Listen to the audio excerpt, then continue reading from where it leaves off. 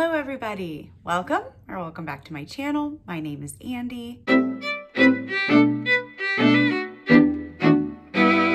I hope you're doing really well wherever or whenever in the world that you are. Today we're going to be talking all about my May reads. I'm going back to my tier ranking style because I enjoy it and it's fun. No need to dilly-dally, let's jump right in. All right, I think I've got my screen record going. So let's walk through the tiers first. My top tier are the Chef's Kiss books. These are my favorite reads from the month of May, the ones I enjoyed the most, the ones I'm still thinking of. They were just so good, so good. I loved them. So they're in this top tier. The next tier are good fun books. These are books that I really enjoyed. I liked them a lot. They were really fun to read and I really enjoyed them. For whatever reason. The category are the middling books. These books were fine. Maybe they disappointed me a little bit. Maybe they were just okay for whatever reason. These are just kind of like my middle of the road 3-star. They were fine. Now, this next tier, my darling Duchess tier. This is where a lot of the historical romances, I'm just gonna put them here and then within the tier, you know, we'll go best to least adored. Part 1 of the newest season of Bridgerton came out and I binged it. And after I finished it, I had this regency romance hole in my heart. And so I proceeded to then read a gazillion historical romances and I enjoyed every minute of it. But there were a lot of them, so I'm just gonna designate this tier to those books with a few exceptions, okay? The bottom tier are my duds. These are books that I did not finish or books that really disappointed me. Like I had really high hopes and they just let me down. So without further ado, let's begin. First up, we've got Shuggie Bain. This book was selected for the book club that I'm in with my mom, my sisters, and our family friends called Broads Who Book. And it was depressing. This book, you're following a family. One of the kids in the family, his name is Shuggie, and you're just kind of with them as they're going day to day throughout their lives. The mom really struggles with addiction, with drinking. There's a lot of on-page violence and abuse. It's hard to read. My sister, as we were doing our book club, put it best when she said that she didn't like the book at all, but she thought it was a very thought-provoking and interesting, important book. And I think that's definitely the case. So I think if you're gonna pick this up, you've gotta be in a just right headspace to read some really sad, dark, depressing shit. There's not a lot of humor. There's not a lot of hopefulness. It's a pretty bleak read. So just be wary. I think I ended up giving it 3 stars. So with that in mind, I think I'm gonna put that in the category. It wasn't what I was in the mood for. There's definitely some like really triggering stuff on page. So just make sure you're looking up the content warnings. I was not aware and it really caught me off guard. And it put me in a really bad headspace afterwards, if I'm being totally honest. So I didn't love this book, but I do think it's well written and interesting. So it's gonna go in this category. Next up, we have Black Girl Call Home. This is a poetry collection by Jasmine Mans. I loved this. This is immediately going up to Chef's Kiss. This is a poetry collection about feminism, queer identity, love, loss, growth, and just like everything in between. I think there are some really powerful poems and some of them have still really stuck with me. I can't recommend it enough. I thought it was so good. I put on Goodreads some of my favorite poems. They're listed out in my Goodreads review. So good. I really enjoyed it. I think I ended up giving it 4.5 stars. I also picked this up as part of my Reading Roulette TBR game under the prompt Poetry with LGBTQIA representation. So it was great. Loved it. Alrighty, next up we've got Waiting for a Scot Like You. Now this is the 3rd book in the Union of the Rakes series by Eva Lee.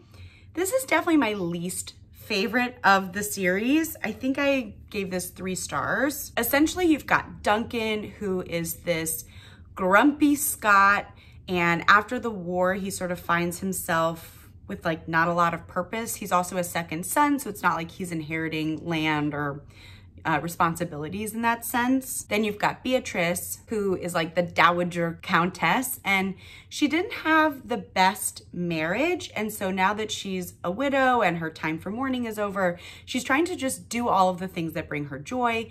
And so Douglas gets hired to help her along on one of her adventures, on one of her journeys. This book reminds me a lot of Leap Year, if you've seen that romantic comedy where, you know, he's escorting her as she's trying to get from point A to point B. A lot goes wrong. There's a lot of forced proximity. This book has a lot of ingredients to something that I would really like. I was a little let down by it at the end. I think their chemistry was just okay. The third act conflict like really was drawn out. Like I was ready for it to be over. Something else of note is she's an older heroine. So I think she's like in her mid to late 40s and he's a much younger hero. I think he's like in his early 30s. And I enjoyed that dynamic. Something that comes up a lot in this series is there's a lot of references to 80s rom-coms. And there's this one particular scene that just really took me out of the story. I didn't like it very much. So all in all, this one was okay. I didn't love it though. So this is our first in our Darling Duchess category. Love that. Here's another. Okay, next, Would I Lie to the Duke? Now this I loved. I gave this 4.5 stars. This is the second book in the Union of the Rake series by Eva Lee. It is definitely my favorite of the series. Jessica is just this like normal girl. She's the eldest in her family and she's desperate to save her family business after they experience a fire. So she goes to London, she comes up with this clever scheme to essentially get the funds needed to resume the business. Noel is this charming and kind of roguish duke, and he unknowingly gets involved in this ruse, in this plot. I loved this. I thought the tension and the angst felt so real. I cared deeply about these characters, not only as individuals, but also obviously for them as a couple. I like physically hurt at the end when things become revealed. It was so good. There's also some very funny moments where I genuinely caught myself like laughing out loud. I enjoyed every minute of it. It was so much fun. Highly recommend. It was great. This is not gonna go into my Darling Duchess category. This is gonna go instead up to Chef's Kiss. It was one of my favorites from the month. It put me in such a good mood and it really spurred on my historical romance kick that I was on. Alrighty, next we had Lock Every Door by Riley Sager. This is a thriller and you're following Jules as she sort of finds herself in a pickle where she's needing to find housing and needing to find income. So she stumbles upon this ad in the papers to house sit in this very bougie elite apartment building. And despite some red flags, she signs the contract, she moves in. And of course, like things are not as they seem. It's very eerie and like hence thriller. I thought this was okay. I gave it 3.5 stars.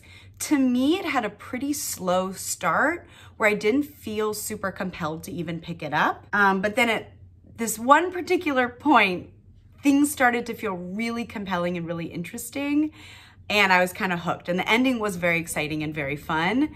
So, you know, all in all, it was like a good story. It was a good time. But it wasn't the best thriller that I've ever read. And granted, I don't read that many, but it's the first Riley Sager book that I've ever read. And I enjoyed it. I'll definitely pick up more. So if you have any recommendations on like your favorite of their thrillers, let me know. I think for the process of our tier ranking, this is gonna go under good fun. Like it was fun. I don't know that I'll necessarily remember it 5 months from now, but it was a good time. I also picked this up because for the Buzzwordathon challenge, the month of May, the buzzword was every in the title. And so Lock Every Door fits the bill. The next book that I picked up was The Wrath in the Dawn by Renee Ahdieh. And I apparently had tried to pick this up back in 2021 and I DNF'd it then and I DNF'd it again this go around. I made it to about 60% and I couldn't do it anymore. This is a star-crossed lovers fantasy romance. And I just found that I was confused. I was confused the whole time. I was confused about why I was confused. And I was like forcing myself to continue on, like in case I figured it out and everything clicked and then I loved it. And at some point I just decided, you know what, I'm gonna put this down and maybe pick something else up by this author. I do think I'm in the minority though. I think a lot of people really love this book and find her writing really lyrical and beautiful, but I just felt confused and I didn't really buy their romance. So for me, this was a bit of a dud. Next up, we've got the Dragon of Ynys. This is by Minerva Caradwin. I think that's how you pronounce their name. This was so sweet. This is like an itty teeny weeny bitty, like just the smallest little fantasy. And it is such a feel-good story. Essentially, you've got this dragon and he's stealing all these things in this town. And so this Night Violet like goes to retrieve all the items and then inevitably a human goes missing. So they have to go on this journey to find the human, the missing baker. At its heart, this is a very sweet story about acceptance, belonging, and like finding your community. There's, I think, really great LGBTQIA+ representation. It was just such a feel-good story. I really enjoyed it. I think I only gave it like 3.5 stars, but it like left me with such a warm and fuzzy feeling. I also think I'm gonna put it in good fun. Maybe just above Lock Every Door. Alrighty, next up we've got Our Women on the Ground. This is a collection of essays that was edited by Zara Hankier, and it's phenomenal. Essentially, this collection highlights Arab women across the region as they're sharing their experiences being female journalists. It is so fascinating. It's so eye-opening. It feels like it should be required reading. It just was so moving. Every essay was interesting, but on Goodreads, I did put my favorites, but this is gonna go to the top of the list. I loved this. I didn't read it in one sitting. I sort of broke it up over the month. And I think that for me was an important way to read it so that I could really digest each essay. So good. I'm so glad that I read it. It's phenomenal, it really is. 5 stars. Then we've got Fate and Furies by Helen Schuerer. I don't know how to pronounce their last name, but this is the 3rd book in the Legends of Thesmar series. So I don't obviously want to give any spoilers considering this is the 3rd book, but essentially you're following Thea as she's on this quest to become this warrior legend. And along the way, she meets this man named Wilder, who's also like a famous warrior. This series is pitched as an enemies to lovers romance. And to me, it's not like a true enemies to lovers. It feels more like hate to love or like bad first impression to love. They at no point feel like true nemesis, if you will. I am noticing something with this particular series, and that is that I like each installment a little bit less. This was certainly my least favorite. I think in this installment, just Thea and Wilder's relationship is really feeling kind of meh to me. Like I don't care about it so much anymore. There are elements of the plot that are feeling a little bit drawn out. So this was just okay for me. I think I'm gonna put this, honestly, I think this might go in the duds category. If I can remember the 4th and final book when it comes out, maybe I'll pick it up, but I could also see myself completely forgetting about this series and never coming back to it. It's fine. But for me, I think it's kind of a dud because I really liked that 1st book and my interest is waning. All right, next we've got Heartless Hunter. This is the 1st book in the Crimson Moth series by Kristen Ciccarelli, maybe? I really liked this. This is essentially like a witch hunter, like true enemies to lovers romance. And I thought it was so good. I ate this up. I think I finished it in one sitting, if not like 1.5 sittings.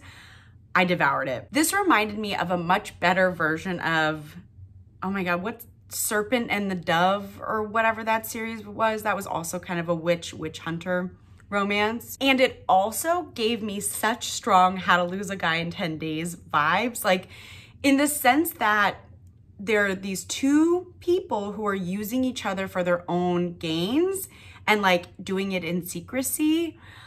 It was so fun. Obviously, it's not a contemporary romance, but it just had the same, you know, like we're using each other kind of vibes.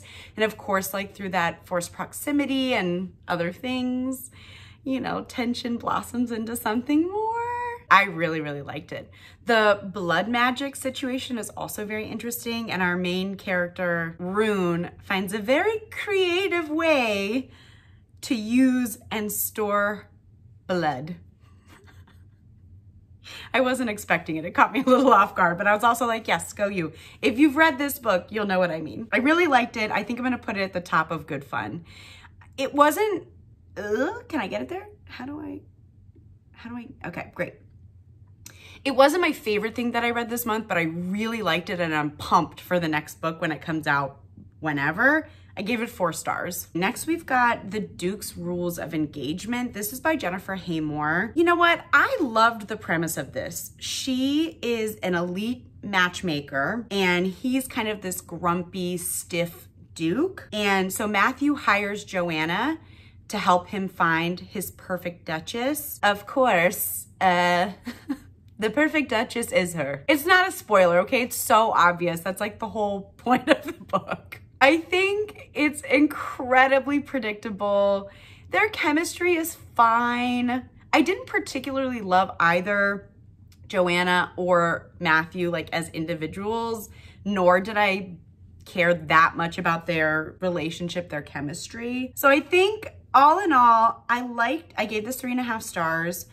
I think I liked this more than I liked Waiting for a Scot, like you. But it definitely feels just right in this Darling Duchess little tier. Next, we've got In the Market for Murder. This is the second book in the Lady Hardcastle mystery series by T.E. Kinsey.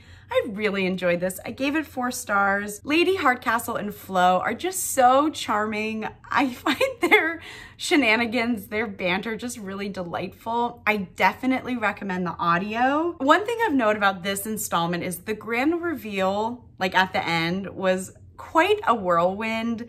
A lot of the reveals kind of happen off page, so everything feels a bit convenient and wild and unbelievable, but like that's not the point. And so it's like no big deal. You care more about the journey that you go on with Flo and Lady Hardcastle more than the reveal necessarily, at least in my opinion. So all in all, this was fun. I'm gonna put this in good fun, just under Heartless Hunter. I really enjoyed it and I'll definitely continue on in the series. This series is feeling like such a cozy, comfortable bedtime listen when I'm looking for something kind of low stakes and just very sweet. Next up, we've got Second Duke's The Charm. I loved this. This is a new series by Kate Bateman, who's one of my favorite historical romance authors of all time. This new series is called Her Majesty's Rebels. So in this first book, you get to meet Tess and like her little group of girlfriends, and they are very quirky, but also very sweet and endearing. And you get this marriage of convenience romance that I really, really liked. Marriage of convenience is one of my favorite tropes. So almost always it's gonna be a home run for me. In this installment, you've got Tess and Justin, and they are just a perfect match to me. Tess is kind and clever and very compassionate, while you've got Justin, who's this like very logical, I don't have time for love, it's not real, like that kind of stick in the mud kind of duke. And like, obviously they fall in love and it's so much fun. There is a mystery, like a Bow Street mystery subplot that I didn't really care about. Like I could take it or leave it, but it was fun, I guess. Overall, I do think this is one of my favorites of the month. I think I liked What I Lied to the Duke a little bit more, but this was also phenomenal and I can't wait to read on in the series. I think the next installment comes out later this year, so I'm very excited. Alrighty, next up we've got My Fake Rake. This is the first book in the Union of the Rake series by Eva Lee. I think I mentioned this already, but one of the like key elements of this series is that there are all these silly references to 80s rom-com movies. And in this first book, well, actually in every book, the prologue, you sort of are introduced to one of the male main leads in a very Breakfast Club style scene, which I think is really fun. So in this first installment, you're following Grace and Sebastian, and they are both these incredibly dorky, nerdy scholars, and they're friends. And for reasons, Grace enlists Sebastian's help in making her seem eligible for the marriage market for this like one particular gentleman. They come up with this whole scheme. It's very silly, but very fun. And inevitably, as they're kind of like working together and doing all these things together, they realize that their friendship is just so much more, and they fall in love, and it's great. There is a heavy miscommunication trope going on in this story, so it's a little drawn out and a little annoying. So I think if that's something that rubs you the wrong way, this might be one to skip. But I didn't think it detracted from my love overall. I really had fun. I gave this 4 stars. This was the first one that I read after finishing Bridgerton, and I was just like, I need historical romance right now. This was the first one, and it was a really good one to start on. So I think I'm gonna put it in my Darling Duchess, but like the top, because it was one of my favorites. Okay, here we go. Continuing with historical romance, I have a problem. So if you haven't watched my June TBR video, one of my reading roulette picks was a historical romance with animals. In the premise, in my research, one of the books that came up was from Tessa Dare's series called Girl Meets Duke. And so in preparation for reading that in June, I wanted to pick up the earlier books. And so The Duchess Deal is the first book in this series. I loved it. It's a reread. I read it back. My Goodreads says 2021, but my reading journals is earlier. So there's some discrepancy going on there, and I don't know what that's about. But also, okay, we're not gonna get into the weeds of that. Who cares? The Duchess Deal. Emma is this kind of plain seamstress. She's a spinster seamstress about town. And Ash is this very grumpy, recluse kind of duke who's like really kept out of society after he was injured during the war. And, you know, for reasons, they meet and he proposes a marriage of convenience, which they engage in. As I've mentioned, I love a marriage of convenience. I love the forced proximity. And it just love blossoms. It's so fun. They're both very amusing and very witty. And so there's a lot of funny moments in this one. Ash in particular, like really makes me giggle. And I will say the steamy scenes are pretty good. Like considering how cheesy some of them can be in historical romances, to me, these are like pretty good. They're pretty hot. I really enjoyed this. This is probably gonna go to the top of my Darling Duchess tier right now. Alrighty, next on here we've got Fantasy Romance, Poems of Myth and Magic by Cassia Hall. I picked this up because from my May reading roulette game, there was a prompt for poetry with a favorite trope of mine. I really struggled to find something that felt good for this category, so I sort of settled with this pick. To be honest, I DNF'd this at about 20%. It just really wasn't what I was in the mood for, nor was it really what I was expecting. I think if you really like rhyming poems, you might like this. It's not my favorite style of poetry. And I also wished that there was a more clear, like overarching storyline or like more connections from poem to poem. They just kind of felt like standalones. They are pretty whimsical and, you know, magical, but it just wasn't quite what I was in the mood for. So this for me is gonna go in duds at the bottom. Alrighty, next up we've got The Governess Game by Tessa Dare. This is a second book in the Girl Meets Duke series, and this is my absolute favorite from that. Oh shoot, I wasn't really expecting it, but I think I might put this up in the chef's kiss, maybe like just above Second Duke's The Charm. I loved this. As I was reading it, it felt very familiar and I kind of remembered liking it a lot the first time. Essentially, you've got Alex, who is hired as the governess for Chase. He has 2 young, very mischievous wards. So she gets hired to kind of teach them how to be ladies so that they can go off to school. And of course, tensions fly. There's so much banter, so much forced proximity. They're just a delight. I loved every minute with these 2. Their chemistry is fantastic. I loved Alex. I love both of them. Alex is, you know, just like the classic smart, clever spinster, like thinking she's gonna be alone forever. And then Chase is this very charming, witty, charismatic Duke. And that's just like my favorite pairing. I'm such a sucker and it shows. I had so much fun with this. I gave it 4.5 stars, but like honestly for me, it might be a 5-star. It might be, do I like it more than I liked When I Lied to the Duke? They're different. No, I think my rankings in that tier feel good enough.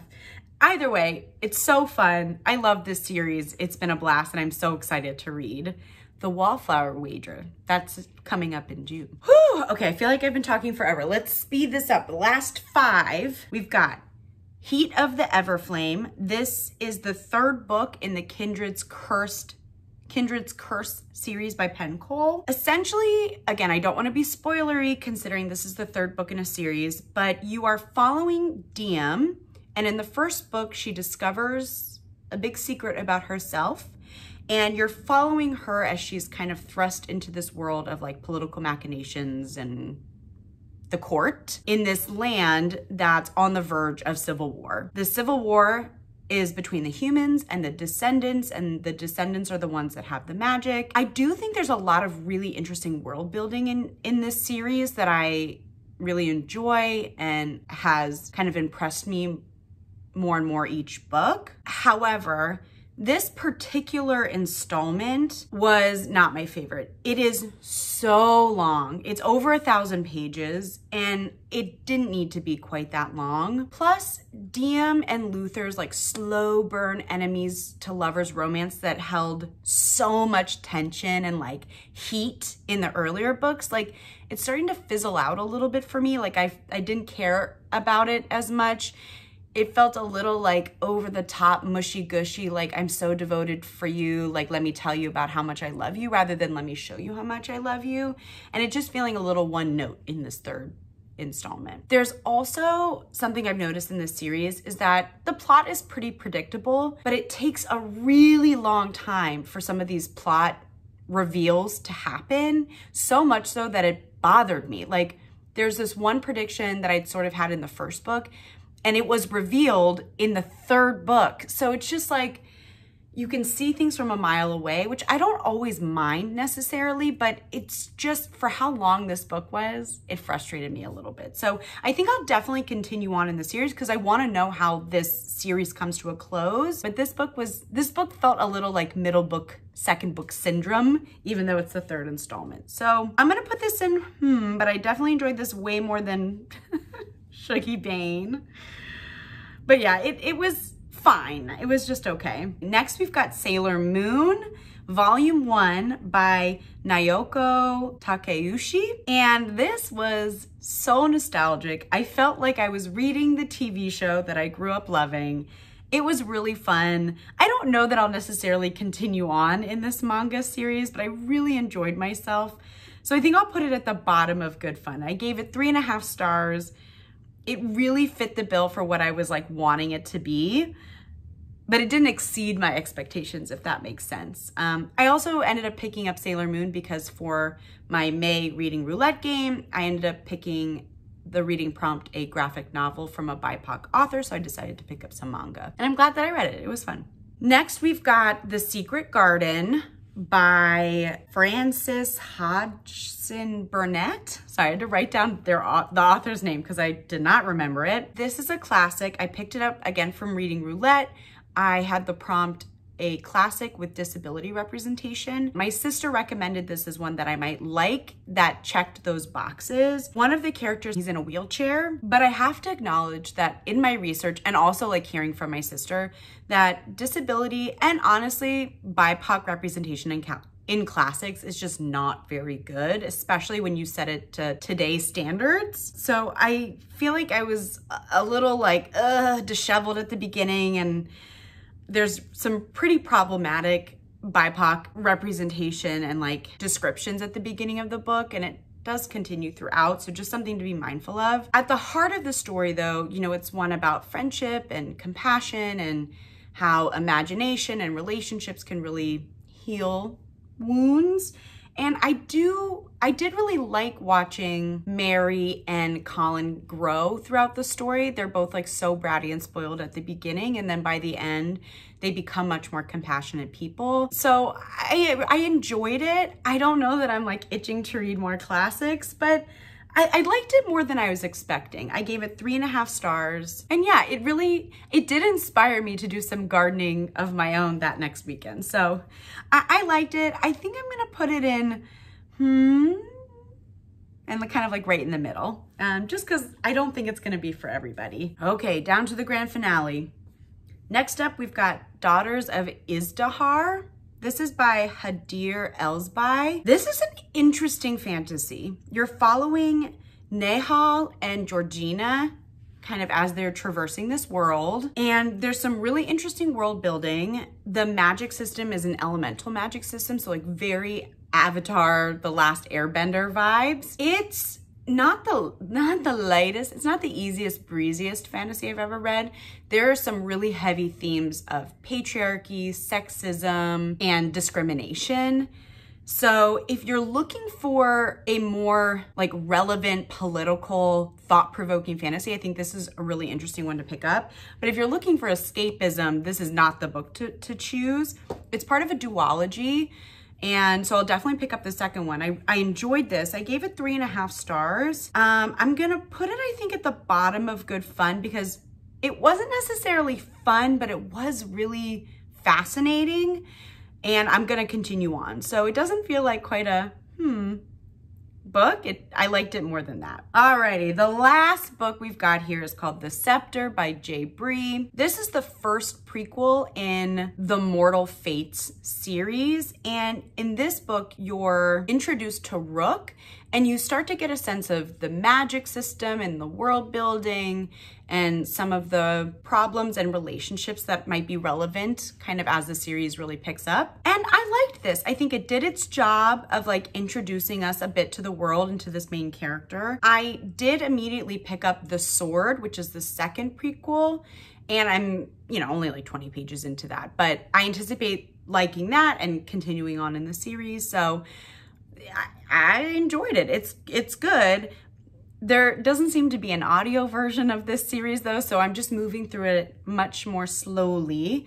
I'm not a very fast physical reader, and so it might take me a while to get through this. But again, I think I'll put that kind of in the bottom of good fun. I understand its purpose, I enjoyed it, and I've continued on, so that feels like just right. Okay, I'm gonna do a little tinkering to see if I wanna move anything around. I think I'm actually gonna put Second Duke's the Charm at the very top of the Darling Duchess tier. I just don't feel like I can have that many historical romances in the chef's kiss category. It can't be true, especially like 5 months from now. Am I gonna remember the plots of any of these historical romances? I don't know. Contrary to that, Our Women on the Ground and Black Girl Call Home are like genuinely fascinating, important stories, while my historical romances are equally interesting to me, but are just a bit more in the fluff department. Two things I want to note kind of before we move into the closing is another one of my May Reading Roulette picks was a science fiction book that was seasonal. For that, I've picked up The Surviving Sky by Kritika Rao, and I just haven't finished it at the time filming this. I'm only about 25% of the way, so I don't think I'll finish that until June, so I'll speak a little bit more about it in that wrap up. And similarly for my work book club, we were supposed to read The Great Divide by Cristina Enriquez. The book club was supposed to be held at the end of May, but it sort of ended up getting pushed aside for a bridal shower that we had at work, which was very fun. But the book club ended up acting as like the ruse, the cover for the bridal shower. So we didn't actually get a chance to talk about the book, nor have I finished the book, to be honest. I'm only on chapter 3. It's a little bit slower. It's a historical fiction about the people who worked on the Panama Canal. And I'm sort of craving these like very fast-paced stories. So I think I'll definitely finish it in June probably, but I'm like not in a rush to get to it. So especially because it's not looking like we're gonna meet anytime soon for a book club because most people hadn't finished it. So I think we're gonna need more time just as a whole. All right, there it is, our tier ranking of all of the books that I read in May. In total, I picked up 22 books, but I did have 2 DNFs. So I technically read 20 books. By far, Our Women on the Ground was the best thing that I read in May. It is so interesting. If you have been thinking about reading it or it's totally not on your radar at all, I encourage you to pick it up. Read it slowly. It's fascinating. The essays are so important and well written, and I just really am so glad that I read it. And as you can see, I read quite a bit of historical romance. I'm such a mood reader, and then after watching Bridgerton, that's like all I was in the mood to read. And so I embraced that a little bit. As we're moving into June, that passion for historical romance is settling a little bit, and I've started to pick up other things again. But in May, the end of May, woo! I was crushing those those books. Anyways, thank you so much for being here. It really means so much to me. I appreciate all of you that like, that subscribe, that leave comments. Thank you so much. It helps my little itty bitty growing channel. So it means so much to me. Thank you. That's all I've got for you guys today. If you made it to the end, feel free to let me know what you read in the month of May. If you read any of these books that I mentioned today, feel free to tell me your thoughts. I'd love to know. Other than that, I'll see you guys in the next video soon. Bye.